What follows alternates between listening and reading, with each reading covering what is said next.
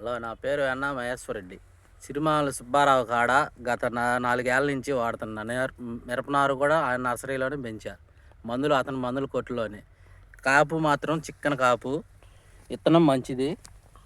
వచ్చేసి నీకు పర్లా ఈమిక్ పొటాషు పెట్టిన గత 60 రోజులు 70 రోజులు అవుతుంది నేను పెట్టి. మందు కట్ట అలాంటిది పెట్టి ఎరగను. అయితే మాత్రం కాపు పర్లా, మందు పెట్టుకోవాల్సిందే. కాపు కూడా చిక్కన కాపు. అయితే విత్తనం పేరు తగ్గదే. హాయ్ నమస్తే, నా పేరు చిరుమావుల సుబ్బారావు. ఈరోజు చిన్నకొదగొళ్ళ గ్రామం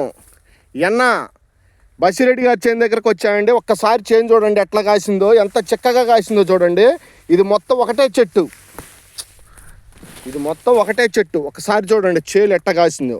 కాయ సైజు కూడా చూడండి, జంపు ఉంది, కాయ సైజు ఉంది, కాయ రంగు ఉంది. ఎట్లా కాసిందో ఒక్కసారి చూడండి. ఎన్ని అవుతాయో మీరే చెప్పండి.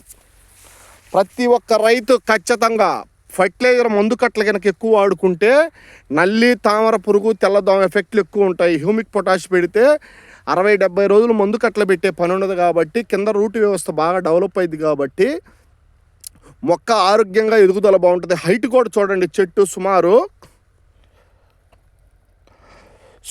ఖచ్చితంగా 4 అడుగుల హైట్ ఉంది.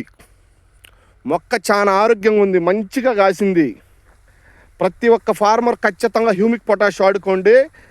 నెక్స్ట్ ఈ కాయలు కోసేటప్పుడు నెక్స్ట్ వీడియోలో మాట్లాడుకుందామండి.